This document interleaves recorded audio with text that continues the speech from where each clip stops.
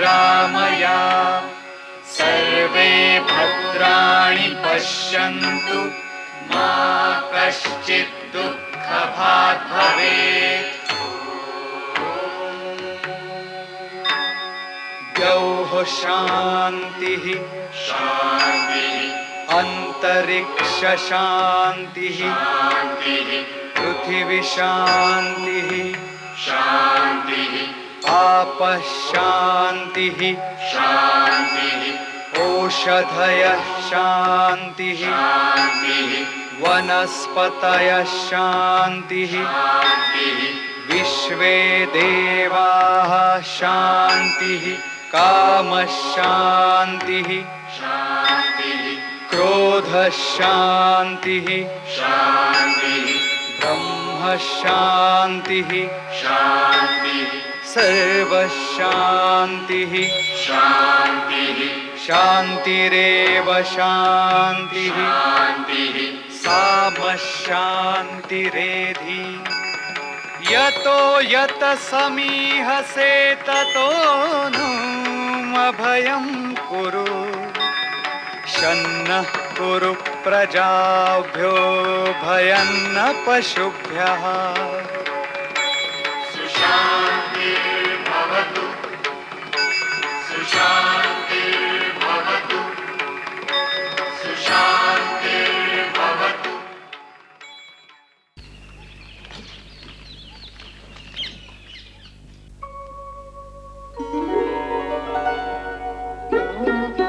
और अब पाटलिपुत्र के आचार्यों को और निष्ठा के साथ अपने धर्म का निर्वाह करना होगा और यह प्रमाणित करना होगा कि हमारे शास्त्रों में अब भी है सामर्थ्य।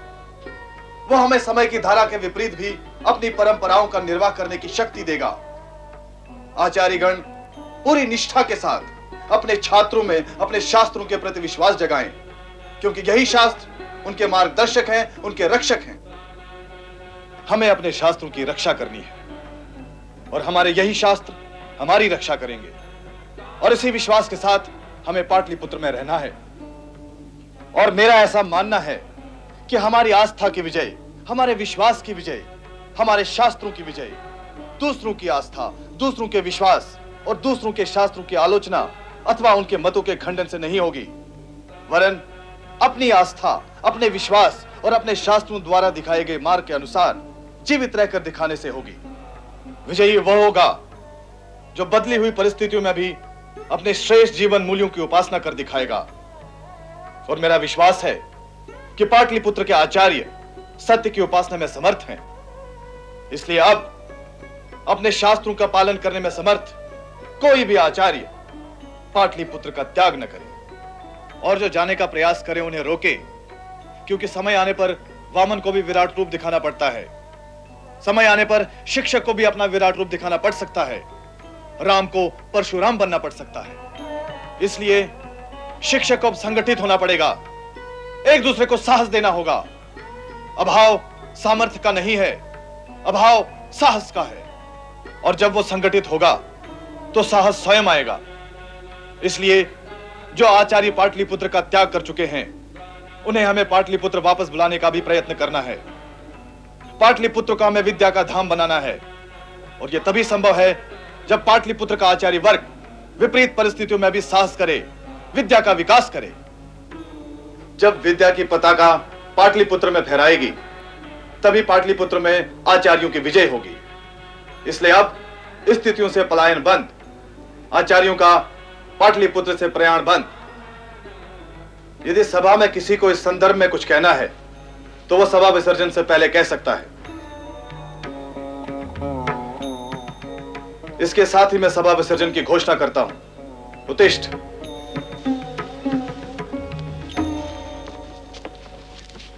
प्रणाम महामंत्री। प्रणाम महामंत्री। आभार आचार्य, मैं सदैव आपका आभारी रहूंगा। उसकी आवश्यकता नहीं।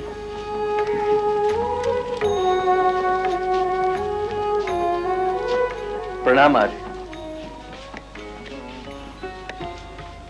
प्रणाम महामंत्री। कैसे हैं आर्य?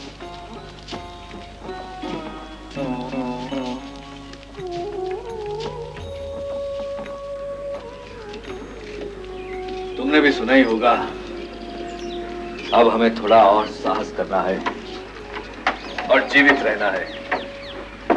वही तुम्हारे लिए भी सत्य है महामंत्री। चलो, तुम्हें मुझे और मुझे तुम्हें अब साथ देना होगा, थोड़ा थोड़ा साहस देना होगा।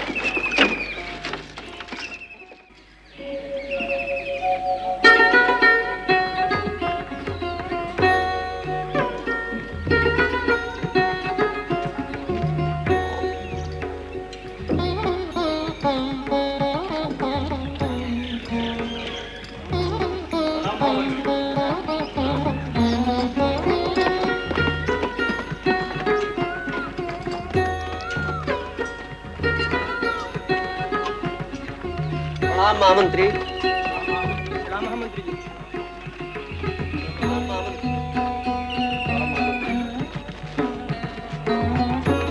प्रणाम महामंत्री। प्रणाम महामंत्री।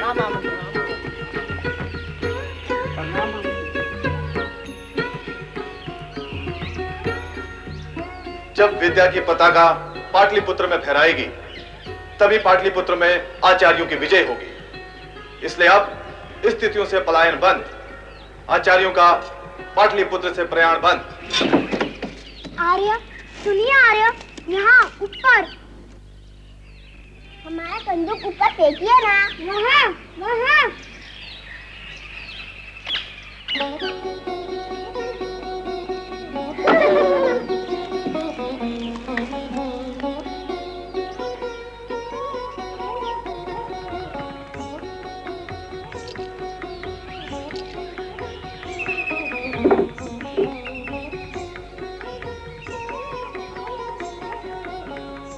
कौन है ये मूर्ख? कंदुक।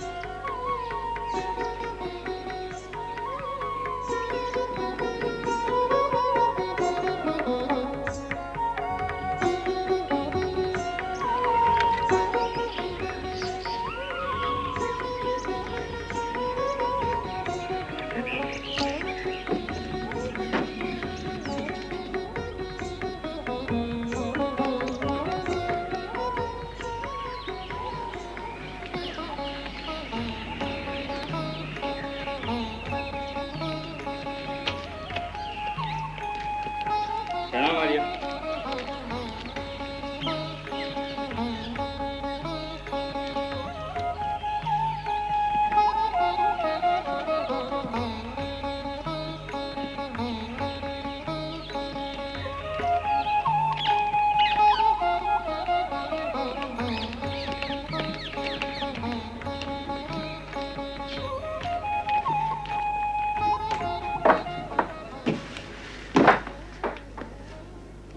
आयुष्मान भवा।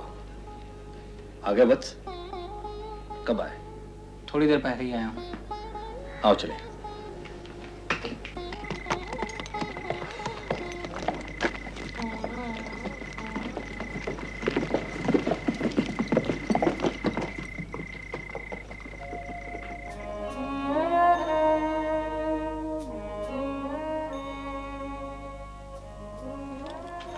देव, क्षमा करें पर मैंने कह दिया ना कुछ समय तक मुझे टोका ना जाए। और आपसे मिलने के लिए। मैं इस समय किसी से नहीं मिलना चाहता। पर आप ही ने आदेश दिया था कि तुम जाते हो या कृपाल? कौन आया है? आचार्य रुद्रदेव।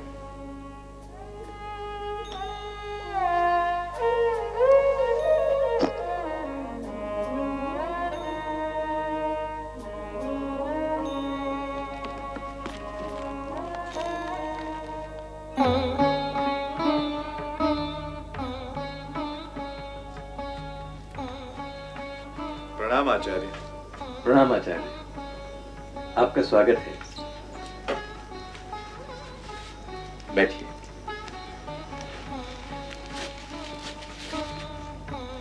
कहिए कैसे आना हुआ?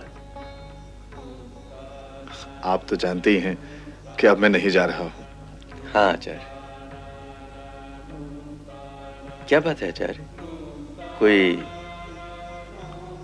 मैं आपसे क्षमा मांगने आया था। दुख इसी बात का है आचार्य कि ये कहकर आप मुझे पीड़ा पहुंचा रहे हैं। मैं आपकी भावनाओं को समझ सकता हूं, फिर आप मेरे अपराधी भी तो नहीं हैं। मुझे ऐसा लगा कि मुझे आचार्य वरुण जी के साथ ऐसा व्यवहार नहीं करना चाहिए था, इसलिए मैं जानता हूं आचार्य, महामंत्री के रूप में मगध में शिक्षा व संस्कृति के विकास में मैं असफल रहा हूं। आज भी प्रयत्न कर रहा हूं, पर सफलता हाथ नहीं लग रही। संभव है इस पद पर रहकर मैं कुछ न कर पाऊं।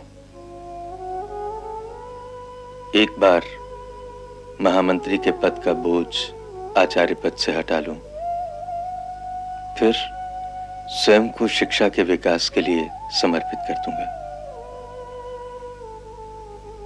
कुछ समय इस पद पर और हूं, फिर मैं आपके साथ हूं आचार्य। पाटलिपुत्र के आचार्य वर्ग को आपसे यही अपेक्षा है, बस एक बार आप राजकीय उत्तरदायित्व से मुक्त हों। हमें और कई उत्तरदायित्व आपके हाथों सौंपने हैं। अब मुझे आज्ञा दें। आचार्य, परिस्थितियों के समक्ष मैं विवश हूं, पर यदि मगध के उत्कर्ष के लिए आपको मेरी किसी भी प्रकार की सहायता की आवश्यकता हो तो कहने में संकोच मत कीजिएगा। यदि आवश्यकता हुई तो अवश्य कहूंगा।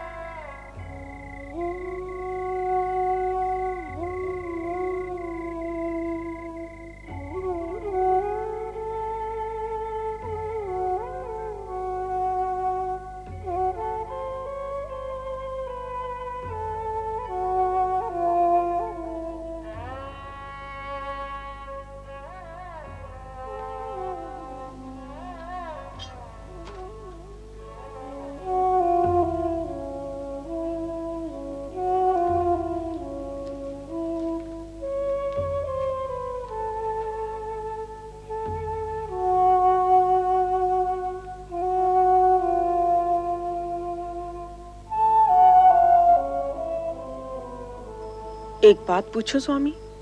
पूछो। मैं देख रही हूँ कि जब से आर्य विष्णु गुप्त आए हैं आप चिंतित दिखाई दे रहे हैं। उन्हें थोड़ी देर हो जाए तो आप विह्वल हो उठते हैं, अकेले रहते हैं तो कक्ष में चक्कर लगाते रहते हैं, ठीक से सो नहीं पा रहे हैं, पढ़ा नहीं पा रहे हैं, किसी कार्य में चित्त एकाग्र नहीं कर पा रहे हैं। यदि मेरा अनुमान सही है तो मैं आपकी आंखों में भय की परछाई देख रही हूं। पहले तो ऐसा नहीं था, ऐसा क्यों हो रहा है स्वामी? मैत्रेयी, विष्णु जब मेरे सामने नहीं था तो मैं अपने मन को आश्वासन दे लेता था कि वो जहां भी होगा सुखी होगा, पर अब वो मेरी आंखों के सामने है। अब मैं कैसे स्वयं को आश्वासन दूं कि उसके साथ सब ठीक है और मैं उसके मन को नहीं पढ़ पा रहा हूं। पर उनसे पूछे बिना उनकी पीड़ा समझना कैसे संभव है स्वामी? मैत्रेयी, तुम उसे नहीं जानती। वो जब तक नहीं चाहेगा नहीं बताएगा, और उसका यही मौन मुझे मार रहा है। पर आप कब तक नहीं पूछेंगे? मैत्रेयी, यदि तुम उसके मौन के भीतर का आर्तनाद सुन पाती तो तुम भी उसके मौन को तोड़ने का साहस नहीं करती। उसके मन के भीतर की जो व्यथा है वो जब अपनी सीमाएं तोड़ेगी तो ये बाढ़ पता नहीं क्या क्या बहा कर ले जाएगी अपने साथ। इसलिए मैं भी उसके इस मौन को तोड़ने का साहस नहीं कर पा रहा हूं। वर्षों पहले पाटलिपुत्र में सत्य के स्वर को मौन कर दिया गया था, और इस मौन पाटलिपुत्र में विष्णु भी मौन रहा। उसने किसी के आगे हाथ नहीं जोड़े, किसी के सामने गिड़गिड़ाया नहीं। वो मां समय चल बसी तो उसका भी शोक नहीं मनाया विष्णु ने, मौन रहा। और एक दिन चुपचाप पाटलिपुत्र से चला गया। और फिर वर्षों बाद एक बार वापस लौट कर आया तो मौन लेकर आया और मौन लेकर गया। अब इतने लंबे अंतराल के बाद एक बार फिर से वापस आया है तो मौन। यवनों के बारे में जब जब पूछता था तो बात करते करते अचानक मौन हो जाता था। बस इतना समझ पाया कि यवन आए और गए। इससे अधिक कुछ जानने का प्रयत्न किया तो मौन। बंधन मुक्त शिखा के बारे में पूछा तो मौन। पर आप इस मौन से इतना भयभीत क्यों है स्वामी? इसलिए कि ये मौन बहुत भयानक है मैत्रेयी। मुझे अच्छी तरह से याद है कि वर्षों पहले एक ब्रह्मचारी का अपमान करने पर इसी विष्णु ने नंद कुमारों के माथे पर धूल डाली थी। और अब जब वो वापस आया है तो मुझे डर है कि कहीं नंदों को धूल में ना मिला दे।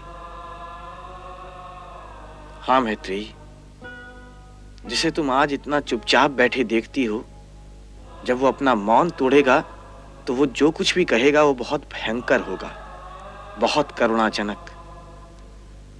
मैत्रेयी, मैं इसे एक मां की मृत्यु पर आश्वासन नहीं दे पाया था और वहां ये कई माओं को रोते तड़पते दम तोड़ते, कई सांसों को टूटते और कई शिशुओं को कुचलते हुए देखकर आया है। और अब ये एक एक के लिए आंसू बहाए तो बताओ क्या होगा? मैत्रेयी, यदि तुम में साहस है तो तुम पूछो इससे कि क्या ये अपने स्वजनों की अकाल मृत्यु का शोक मनाकर आया है? पूछो इससे कि वहां जो वाहिक प्रदेश में मारे गए हैं उनके तर्पण के लिए जल अर्पित करके आया है? पर आपका भय मिथ्या भी तो हो सकता है। मैत्रेयी, वर्षों पहले विष्णुगुप्त बहुत छोटा था, इसलिए पाटलिपुत्र से चला गया। पर अब वो पाटलिपुत्र में स्थिर होने आया है। पर इससे क्या अंतर पड़ता है? आचार्य चाणक्य धनानंद को नहीं सह पाए थे, क्या चाणक्य नंदों के साथ यहां रह पाएगा? मैत्रेयी, ऐसा बहुत कुछ है जो मैं देख चुका हूं और ऐसा भी बहुत कुछ है जो मैं नहीं देख पा रहा हूं। पर एक दिन में पाटलिपुत्र में हुए परिवर्तन को मैं अवश्य देख पा रहा हूं। चाहो तो विष्णु से पूछ लो कि किसने आचार्य रुद्रदेव को प्रयाण करने से रोका और किसकी आहट आर्य शक्टार को एक बार फिर से परिषद भवन तक ले आई और किस लिए आज। क्षमा करें आचार्य, आचार्य विष्णुगुप्त आ गए। ये एक बार पूछिए तो सही कि क्यों?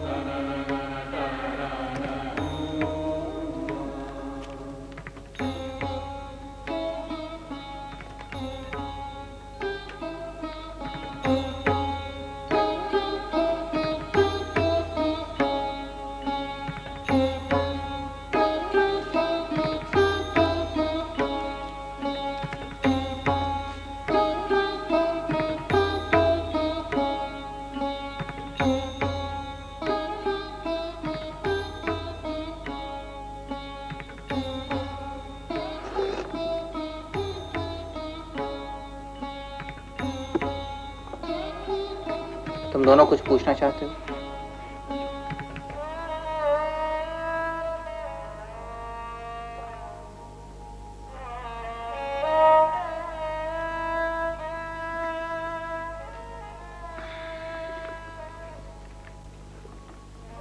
मैत्रेयी, तुम्हें तुम्हारे प्रश्न का उत्तर मिल जाएगा। पहले मुझे मेरा मार्ग ढूंढ लेने दो। लाओ वह पात्र मुझे दो।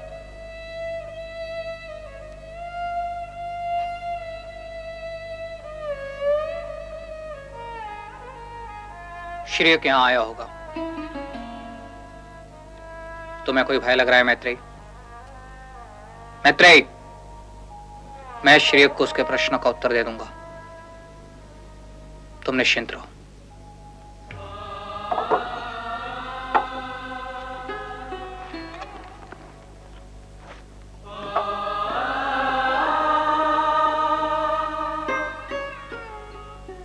और कुछ पूछना है तुम्हें?